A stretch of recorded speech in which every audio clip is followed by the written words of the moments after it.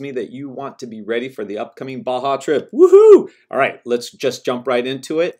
To get into Mexico, you do need a passport or a passport card. There are a few limited options for those who do not have passports, but you need to speak to me about that. That's a photo ID and a birth certificate.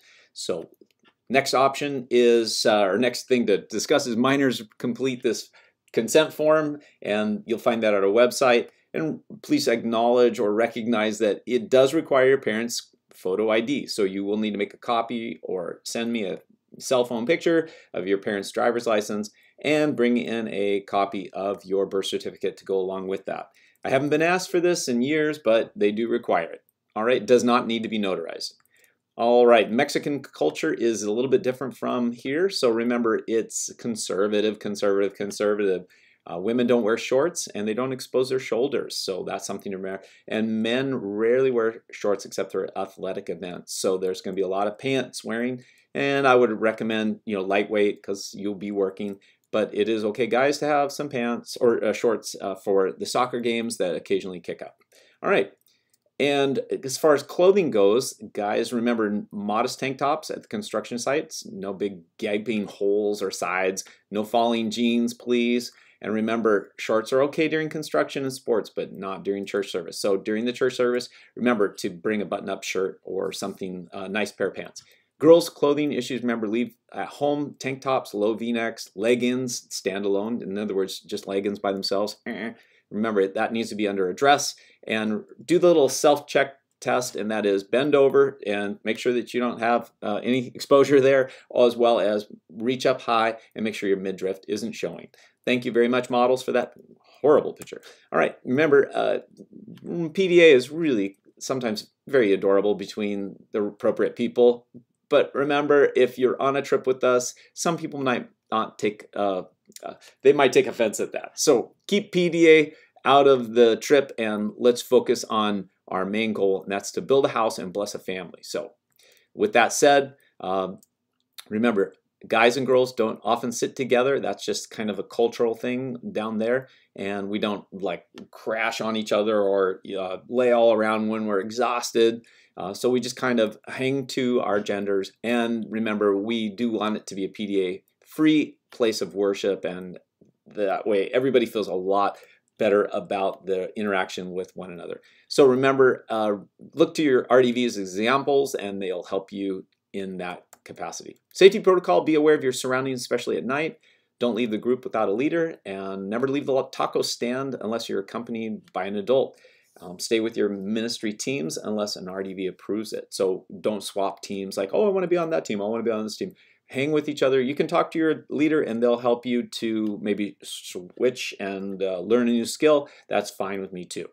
All right, cultural differences. Remember, we're going to be in a church service on Wednesday night. So remember to not sit in groups of more than 4. And we don't want to be like a gang, and then even though the language barrier might be there, just remember, smile will break that down. And bring your Bible, make notes, write a card to somebody. We'll have an opportunity for you to mail postcards to each other team members to encourage them along the way. Health issues, remember, wash your hands frequently, especially before you eat. Do not share your water bottle with anybody, and avoid drinks with ice. And don't drink the tap water. Remember not to rinse your mouth when you're brushing your teeth with the tap water that's there in the church. All right, our mission, this is important. We all want to stay on the same page. So that way we're not, this is my opportunity for Instagram, a selfie of me building the house or yada, yada.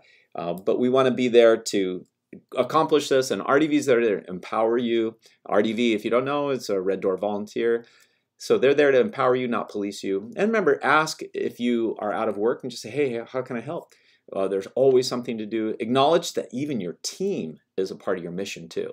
So reach out and encourage somebody and find that, wow, you've played a significant role in making their day.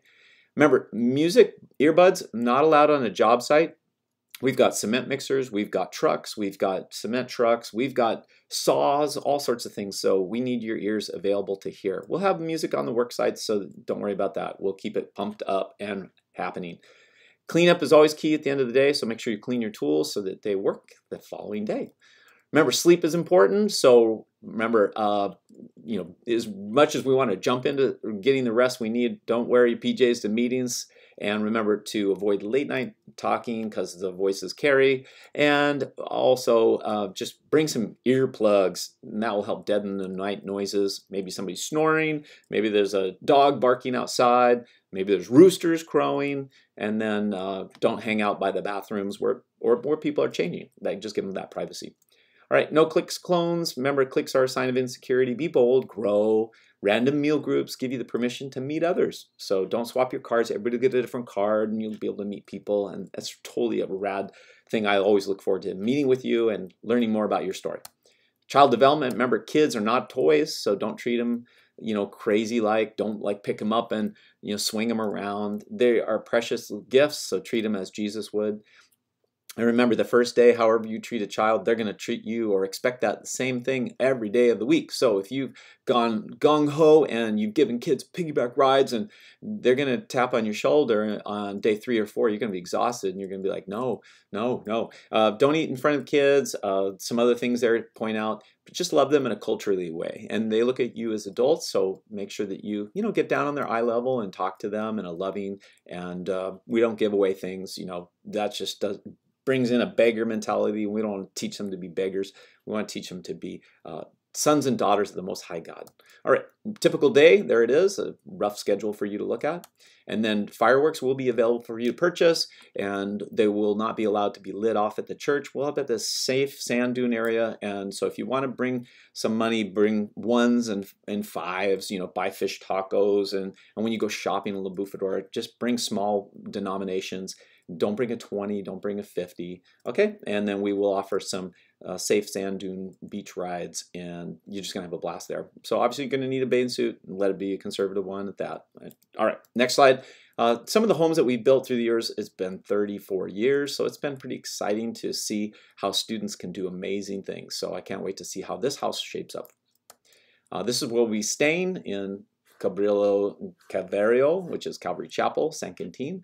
That's kind of the inside sanctuary, and some of our team members hanging out there. But it's a big church, and there's lots of people coming. And we'll have bathrooms there and a kitchen as well. So you're going to be a part of a team, and these are the tools you'll need if you're going to be a part of a framing team. Note that you're going to be dealing with about almost 6,000 pounds of wood. So those are some of the things you need: tool, tape measure, tool belt, hammer, leather gloves. All right. If you're going to be a block builder, make sure that you bring gloves. Those are the kind of gloves that have a vinyl and rubberized palm so that your hands stay dry. And you need a trowel, a 10 to 12 inch trowel. And you'll be dealing with about 28,000 pounds of block. Okay? If you're going to be a marvelous mixer, remember that you are going to be mixing cement in a cement mixer, and you'll need gloves and maybe a mask to keep the dust out of your face. All right? And then if you're going to be a mighty mortar, somebody who puts the mortar on the blocks, you're going to need hand gloves as well and a trowel. And a lot of people have said, hey, you can get your gloves over the 99-cent store, save yourself $5 because they're about that at Lowe's and Home Depot, but at the 99-cent store, you can pick them up super cheap. And here for super kids, if you're going to be doing on that team, you're going to need gloves and maybe something fun to do with the kids, like a soccer ball, but you'll be doing some construction as well as goofing around. And then, of course, everybody looks forward to the day of shopping at La Bufadora and beach camping at a private beach right there as pictured. And it's going to be just a fantastic time for you to just kind of debrief and relax before you head back home to the States. So remember, we have a gear drop-off on Saturday, and don't forget to bring 1 gallon of H2O. That's just so we have a supply for on the way down. And reusable drinking water bottle. That is super important, and check in as at 7:45. Wear work clothes on the day. Don't wear tourist clothes, wear work clothes, and that way you'll be able to start your job right away, and that's how great memories start today. So there's some pictures from the dunes and our campground. All right, God bless you. Have any questions? Ask.